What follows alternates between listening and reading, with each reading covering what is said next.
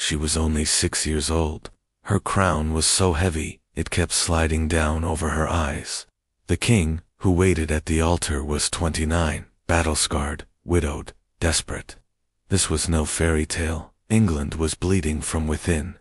The old king's line was dying out.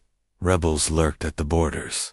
And in his great hall, King Alaric, they called him the Morning Lion, kept a secret no blade or armor could protect him from. He was haunted by a woman long dead. She was 6 when the crown first touched her head, too heavy for her thin neck. The gold circlet slid sideways over her brow, half covering one eye, as if it too wanted to hide from what was happening. She stood on cold stone, her feet numb in silk shoes that pinched her tiny toes. Around her, candles dripped wax onto ancient floors that had seen 1,000 vows and 1,000 betrayals. She didn't know the word for betrayal yet, but she would learn it soon enough. Before her knelt a king older than her father, older than anyone she knew. His face was strong, carved by storms and battles, yet softer at the edges now, hollowed out by a grief no one dared name aloud. He looked at her but did not really see her. Instead, he seemed to gaze through her skin, into some shadow behind her shoulder. When he took her hand, she flinched. He whispered something under his breath. She thought he was saying her name, Edith, but she was wrong. He was saying another name, one she would not understand for years to come. They told her to kneel. She bent her small knees on the cold flagstones. The bishop's voice boomed above her head, asking God to bless this union. She tried to repeat the words as she was told, but her tongue stumbled. A sharp pinch at her side reminded her to try again. She squeezed her eyes shut and spoke the vows she could barely pronounce. When it was done, the nobles clapped. A hush of polite applause, the rustle of silks, the scrape of jeweled shoes on stone. To them, this was politics, prophecy, power. To her, it was confusion wrapped in a crown that smelled of old sweat and rose oil. The king rose, towering over her, and placed his fur cloak around her small shoulders. It was so heavy it nearly dragged her to the floor. Someone in the crowd laughed under their breath. She heard it, and felt her face flush with shame. She wanted to run back to her mother, who stood far behind the nobles, eyes red, mouth trembling with words she would never dare speak in this hall. It wasn't that no one saw how wrong it was. They saw. They pretended not to. This was the king's will, and the king's will was law. Behind closed doors, they whispered reasons to themselves to sleep at night, that a prophecy demanded it, that the child's family was blessed, that the king's grief was too heavy for ordinary rules. Some muttered about how she looked like the one he lost, how her hair caught the candlelight the same way, how her lashes shadowed her cheeks in sleep just so.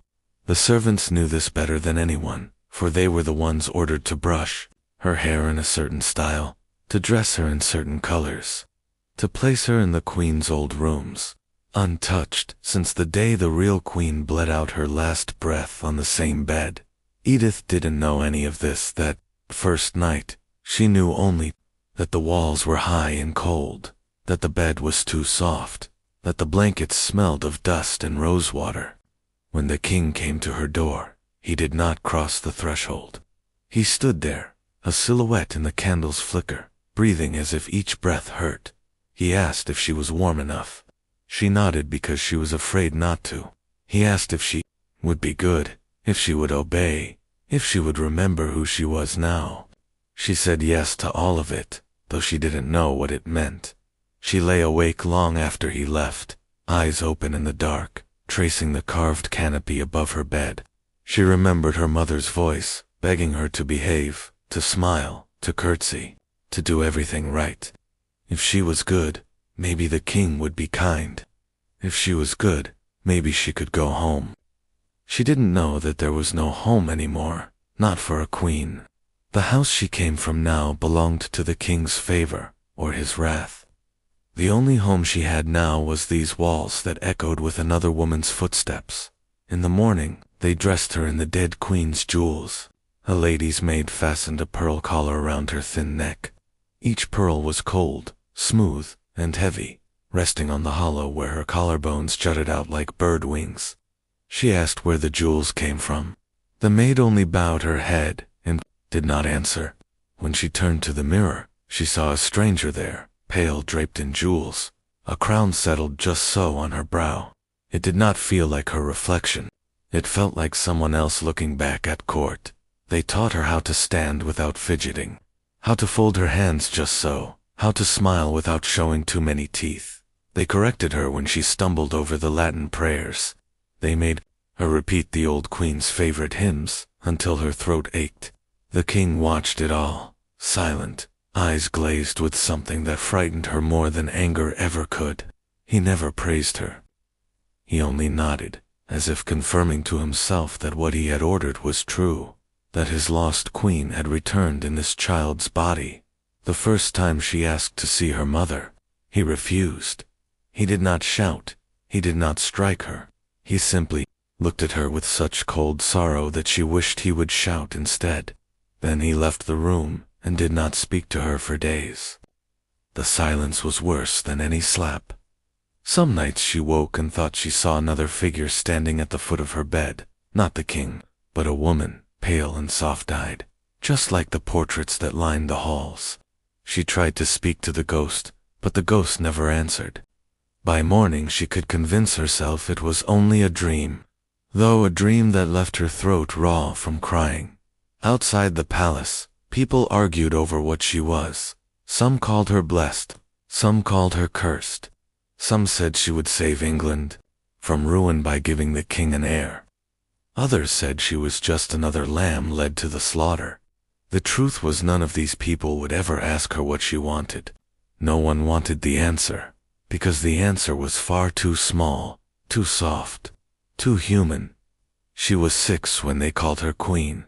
She was 6 when she learned how heavy a crown could be. She was 6 when she became someone else's ghost. And no one who clapped for her that night would ever remember the name Edith of Rochefort. Only the king would whisper a name, over and over. That was never truly hers, and somewhere deep inside her small chest, the real Edith curled up like a seed in the cold earth, waiting for the day she might break free or be buried for good. Years passed slowly inside the stone walls that never forgot who they once belonged to. Each morning, Edith woke before the sun because the maids came to brush her hair in silence, arranging each strand to match old portraits. They laced her into silk gowns she grew out of too quickly, but new ones always came. Everything was stitched and washed and perfumed as if a child's size was only an inconvenience in the king's plan. He never seemed to notice she was getting older. To him, her growing height was just a sign that she might soon carry the child he demanded. To her, it was another reason to be afraid. The king grew older too, but not gently. Grief hardened him, where time could not. He wore black on his shoulders, even at feasts, and when he spoke, his courtiers leaned in too close to hear him because his voice was often no more than a whisper. They told stories that he still heard his first queen's voice in the corridors, that sometimes he called Edith by her name, and sometimes by another name entirely. When they bowed to Edith, they bowed low, but never met her eyes. Some pitied her, some feared her. Many feared him more. She was taught to be the queen he wanted, not the child she was. She learned the steps of old dances she was too small to perform gracefully. She memorized prayers in Latin she didn't understand. She sat beside him on a throne twice her size, while ambassadors offered gifts and pretended not to stare. Once, when a foreign prince visited, he asked her where her dolls were. The king's face turned to stone, and the boy's father quickly pulled him away before the king's mood could darken. That boy would later say he'd seen a ghost on the throne that day, pale and blinking slowly as if she was half asleep in a dream someone else was dreaming for her. At night, the king had monks read from old books. He insisted Edith listen, head bowed, hands folded. Sometimes he would stop the reading halfway and ask her to recite words back to him, words she didn't know. Lines of poetry His lost queen once spoke to him when they were newly wed and laughing in gardens that Edith would never see. If she got them wrong, his eyes would grow glassy, and he would stand up without a word and leave her in the candlelit silence. Those nights she would sit on the cold floor, trying to remember what he wanted, terrified she would forget again. There were days when the palace seemed full of whispers that the king was losing his grip on the realm. Outside, the harvest failed one year, and then the next. Nobles fought each other in the dark, claiming land and favors, while the mourning lion shut himself away with his living ghost. Some generals tried to force his hand to wed again properly, to find a bride who could give him an heir. But he refused, pointing to Edith and saying he already had his queen. When a counselor dared remind him she was still a child, the man vanished from court within a week. Some said he fled. Some said he never left the castle at all. Sometimes Edith saw her mother. Once every few months, a figure would appear at the far end of a corridor, head down, lips pressed thin to keep from crying out. They were not allowed to touch, not really. A guard would stand between them, so the mother could only brush her daughter's sleeve with trembling fingers. She would say things quickly, eyes darting to the king's door. Be good, obey, do not anger him, pray hard, remember, I love you. Then she was gone, like a dream half remembered at dawn. When Edith reached her 10th year, rumors thickened like fog. Servants muttered that the king had asked the priests when it would be time for his queen to fulfill her role. He believed in signs. He believed the dead could speak through the living. He believed Edith would bring him peace, or an heir, or both. She overheard these things in scraps, when the door cracked open and the wrong words slipped through. When she asked what they meant, her nurse only kissed her forehead and told her to sleep. In the hallways, she learned how to walk without making a sound. She learned how to keep her face still, no matter what she felt. She learned how to answer questions with words she knew he wanted to hear. She learned not to look out the windows too long because seeing the wide fields and distant woods made something ache in her chest that she couldn't name. There was one night she never forgot. A feast was called to honor the day the king's first bride had become queen, the dead queen's coronation day. Edith was made to sit at his right hand, in a gown dyed the exact shade of blue the old queen once favored. She wore a crown that pinched her temples until her head throbbed. She ate nothing. She smiled when he spoke to her, though his voice was so low she could barely hear him above the music. He asked her if she felt the queen inside her. He asked her if she could hear the same things he heard. She nodded, though she heard nothing but her own heart pounding like a drum against her ribs. Later that night, after the guests had stumbled away half-drunk on fear and wine, he ordered the musicians to play her to sleep. She lay in her bed, while a harp wept in the corner. He sat by her side, eyes fixed on her face, searching for something only he could see. When he finally left, she lay awake, trying to breathe quietly so no one would know she was crying. When she turned 12, she looked more like the woman in the paintings than she ever had before. The king's gaze grew softer and stranger. He spoke of how soon the realm would rejoice, how she would bring him peace, how she would finish what death once stole from him. She wanted to ask how she could give back what death had taken, but she knew better than to ask questions. Instead, she pressed her hands to her belly at night and prayed to a god who seemed very far away in these halls.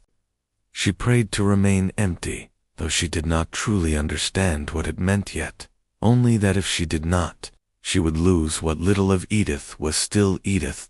All around her, the nobles kept smiling, bowing, blessing her with words that turned to poison when their backs were turned. A few who dared pity her sent gifts, small dolls, carved animals, things a child might love. The king forbade them all.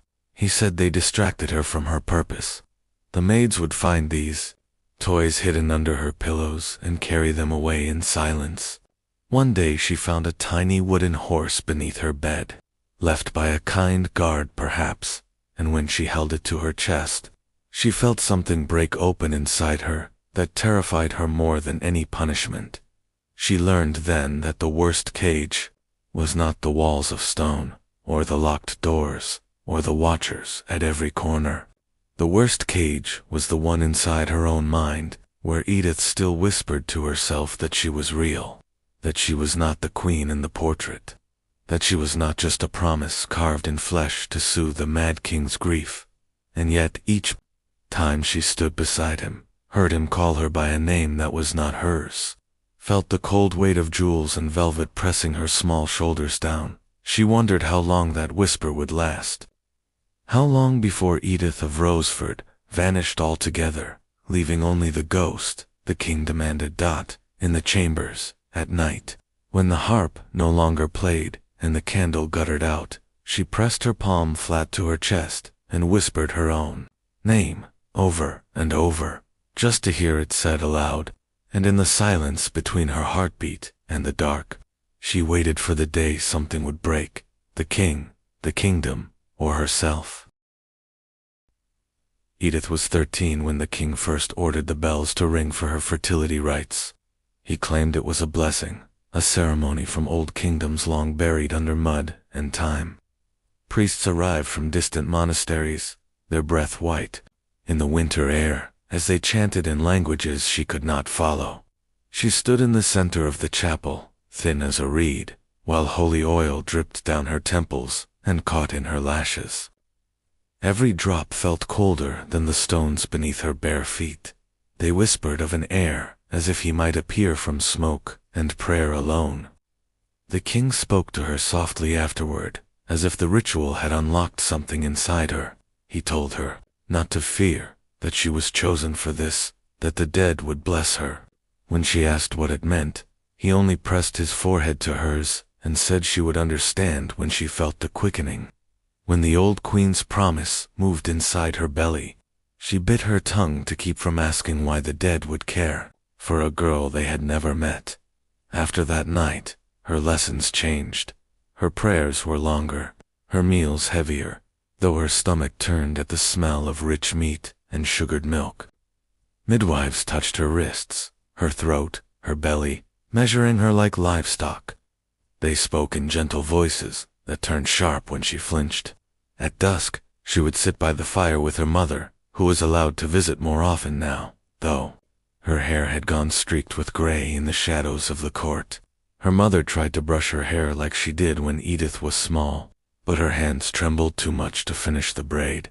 The king watched from the doorway sometimes, arms folded. To him, the mother was a vessel too, the one who made the queen's second coming possible. Once he dismissed her with a flick of his fingers, ordering her back to her chambers, as if he owned her still. Edith's mother left without looking back, lips pressed tight to keep in all the words that would change nothing. Some nights, Edith dreamed of a child she would never see. In the dream, she held it close, felt its warm breath, heard its heartbeat match hers. But when she looked down, it was not a baby at all. It was the king's lost queen. Eyes wide, skin cold, pressing her mouth to Edith's ear to whisper secrets she could never remember by morning. The king's visits grew longer. He no longer sat in the shadows by her bed, but instead walked the perimeter of her room, fingers trailing the drapes, the carved wood, the cold glass of the windows. He spoke of spring, of signs, of how soon the realm would rejoice when her belly swelled and the ghost would be made flesh again. She nodded, her hands clenched beneath the blankets where he could not see. Once, in a moment that slipped through the cracks of his madness, he touched her cheek and called her by her true name, just once, Edith. And she wanted to scream for him to say it again, to remind her she was still there beneath the crown and the silk and the whispers. But his eyes clouded over before she could answer, and the next moment he was calling her by the dead queen's name again, his fingers gripping her chin too tightly, as if holding her in place could keep her from slipping away like the real queen once did. When word spread that the queen remained empty, the king's mood shifted like a storm changing course. He ordered new rites, new prayers, new offerings to saints, whose names she could barely pronounce. He had the bedchamber walls scrubbed and blessed so often the scent of incense burned her nose. She was bathed in scented water until her skin turned raw. At night she curled herself into the smallest shape possible, wishing her bones could disappear into the mattress. One dawn, she found a single white feather on her pillow. No birds lived in these towers. She held it tight, hiding it under her nightdress. It felt like a sign, though, of what she could not tell. When she fell asleep that night, she dreamed she was running through fields, barefoot, hair unbound, no crown on her head, no eyes watching her steps. But when she woke, her feet were tangled in silk sheets, and her ankles were bruised from where she'd kicked in her sleep. The king summoned more physicians. They prodded her belly, peered into her eyes, asked her questions that made her throat close up. They told him she was healthy, but she heard the fear beneath their calm voices, fear that if they said the wrong thing, they too would vanish into the palace's shadows, like others before them. The king thanked them, dismissed them, and ordered the prayers doubled. Her mother tried to speak for her once. In the king's chamber, she fell to her knees, begging him to wait, to remember Edith was still a child. His hand closed around her, throat so gently it almost looked like an embrace.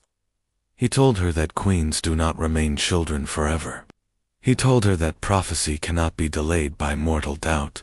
When he let her go, her mother bowed so low Edith thought she might never stand straight again. By now, Edith knew her own mind was no longer entirely hers. She caught herself repeating words she didn't remember learning. She sat by the window tracing frost flowers on the glass, whispering old prayers in the dead queen's voice. Sometimes, late at night, she pressed her palm to her stomach and tried to imagine what it would feel like to carry a life. But all she felt was the emptiness, like a hollow drum echoing the truth she was too afraid to speak. The king's ghost could never be born from a child forced to be what she was not. Once, when she was alone, she found an old mirror hidden behind a curtain in an unused chamber. It was cracked at the corner. She knelt before it, studying the face that stared back. Her skin was pale, her eyes dark with worry and secrets. She touched her reflection as if she could push through the glass and pull the real Edith out. For a moment she saw not the queen in the paintings, not the king's lost bride, but a girl who wanted to run, who wanted to shout her name to the world just to prove she still existed. Then footsteps in the hall made her turn. She hid the mirror behind the curtain again and smoothed her dress. Folding herself back into the ghost he wanted, inside her, something splintered a little more each day. She began to forget things. Her favorite song, her mother's lullabies, the taste of apples in autumn. In their place bloomed the king's voice, the chants of monks, the hush of courtiers praying her body would obey the wishes of a dead woman's shadow. On the nights she could not bear it, she whispered her name into her pillow, over and over, until the sound grew hoarse and unfamiliar. Sometimes she wondered if she said it enough times, maybe the real Edith would come back. Maybe she would stand up, tear the crown from her hair, break the silence that wrapped around her throat like a chain. But in the cold light of morning, she sat up straight, folded her hands, and waited for him to call her by the wrong name again. Each time he did, a piece of her drifted further from the little girl who once flinched at the crown too heavy for her head. She felt herself becoming the legend they demanded, the symbol carved from her flesh. But deep in her chest, buried under silk and pearls and holy oil, a small part still whispered, "Not yet." When Edith reached her 14th year, her mother's hair was almost completely gray. They let her visit more often now, though it felt less like kindness and more like a test. Each visit, the king would watch from a shadowed alcove, as if waiting for some spark of rebellion to pass from mother to daughter. None came. They both knew silence was the only shield left to them. Whispers said the king's health was failing, that he slept little and ate even less, but when he stepped into Edith's chamber, he looked more alive than any other place in the realm. He told her again and again that soon she would deliver him peace. He promised the dead queen's spirit would quicken inside her, make her womb holy, bind the crown to the promise he'd made long before Edith was ever born. She listened without blinking, nodding when she should, feeling the chill behind his words settle into her bones. When the spring thaw came, a plague of fever spread through the villages beyond the palace walls. Mothers buried children in frost-hardened earth, while priests claimed it was the price for doubting the king's living queen. Inside the stone fortress, Edith's belly remained empty. The king's advisors grew bolder in their desperation. Some pleaded with him to remarry, to set the girl aside and save the kingdom's line. They thought they could protect her by framing it as loyalty to the realm. They misjudged his grief. One morning, 3 men were found hanged in the orchard, their faces turned toward the sun, as if hoping for warmth that would never come. Edith watched from her window as servants cut them down and carried their bodies away in silence. She didn't flinch. She barely felt anything at all. When her bleeding began, the sign that the child he wanted could never come yet. The king refused to see it. He ordered more prayers, longer fasts, harsher rites. The monks scrubbed her room with bitter herbs until the scent made her gag. Her mother begged to take her away for a single night, just one, to let her rest. He denied her with a gesture so casual it felt like an afterthought. That night, Edith sat by the window, pressing her forehead to the cold glass, watching her own breath cloud and fade. She remembered the white feather she'd hidden away months before. She took it from beneath her pillow, held it to her lips, and wished for wings not to fly, but to simply lift herself above the stone walls, the king's eyes, the prayers that ate her name away, piece by piece. Rumors drifted through the palace like dust motes in sunlight, that she had been cursed at birth, that her mother had failed to please the gods, that the dead queen's spirit was punishing them all. No one blamed the king. They dared not. Instead, they blamed the child-made queen, as if her emptiness had swallowed the kingdom's fortune whole. Sometimes, alone in the chapel, Edith would light candles she had no right to touch. She would kneel before the cold stone altar and whisper apologies to a god she wasn't sure listened. She didn't pray for herself anymore. She prayed for the girl she'd been, the one who once ran through orchard rows barefoot, laughing as her mother called her in for supper. She prayed that somewhere, in some corner of time, that girl still existed, untouched by crowns, or grief, or a madman's longing. Her mother grew pale and thin, drifting through corridors like a ghost of her own making. Once, she pressed a tiny silver cross into Edith's palm and closed her fingers around it. "Hide it under your pillow," she murmured, her voice trembling. "When the time comes, hold it tight and remember who you are." Edith tried to believe the words, but felt them slip through her like water through a sieve. The king's mind cracked further when he realized no child would come. He demanded more rituals, but the priests, sensing the shifting winds of power, grew hesitant. They mumbled excuses about signs and seasons and the will of heaven. When he struck one across the mouth for daring to suggest the gods were displeased, the other priests bowed so low, their foreheads brushed the cold marble floor. In the end, the king locked himself away in the old queen's chambers, the ones kept sealed for years, like a mausoleum draped in velvet. Some nights, Edith heard him weeping behind the door, or raging at shadows only he could see. She would stand outside, her small hand hovering above the latch, wanting to knock, wanting to run, wanting him to look at her and see her instead of the ghost that chained them both. One night, her mother did not come when called. Rumor said she was seen leaving through the servants' gate, clutching nothing but a candle stub and a frayed cloak. Some swore they saw the guards look away on purpose. Others whispered she simply faded into the woods, swallowed by the fog, and never found again. Edith did not cry. The tears had dried up months ago, when the king finally emerged from the queen's chamber. His hair uncombed, crown askew, he found Edith in the chapel alone, clutching her silver cross. He knelt before her, this man who had once ruled armies, and crushed rebellion with a glance. He took her face in shaking hands, and whispered that she was his last hope, that without her, the line would end and the realm would rot. He asked her to forgive him for failing to awaken the queen within her. He begged her to promise she would try again. Edith looked into his hollow eyes and said nothing. For the first time, she felt no fear, no pity, no grief, only a numb, quiet certainty that there was nothing left for him to take. When he left her there in the dark, she stayed kneeling long after the candles guttered out.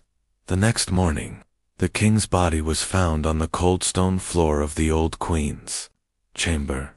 Some said poison, some said heartbreak, some said the dead bride had finally come to claim him for herself. His courtiers rushed to secure the line of succession, wiping Edith's name from official records as if she had been no more than a rumor.